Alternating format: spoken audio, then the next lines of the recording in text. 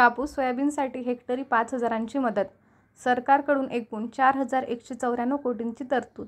2 हेक्टरची मर्यादा. तो शेतकरीच पात्र.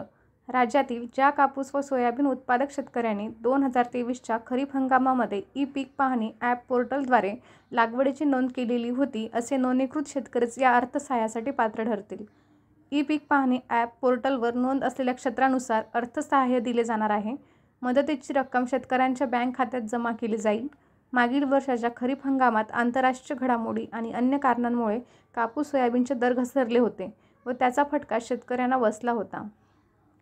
मुंबई: राज्य सरकारने सोमवारी एक आदेश काढून 2023च्या खरीप हंगामात कापूस सोयाबीनचे भाव पडल्याने शेतकऱ्यांना झालेल्या नुकसानीची भरपाई देण्याचा निर्णय घेतला. त्यानुसार कापूस आणि सोयाबीन उत्पादकांना हेक्टरी 5,000 रुपयांची मदत दिली जाणार आहे. ही मदत 2 हेक्टर क्षेत्रापर्यंत दिली जाईल, म्हणजे शेतकऱ्यांना जास्तीत जास्त 10,000 रुपयांची मदत मिळेल. एकूण 4,194 कोटी 68 लाख रुपयांची मदत जाईल. त्यात कापूस उत्पादक शेतकऱ्यांना 1,548 कोटी 34 लाख रुपयांची तर सोयाबीन उत्पादक शेतकऱ्यांना 2,646 कोटी 34 लाख रुपयांची मदत दिली जाईल.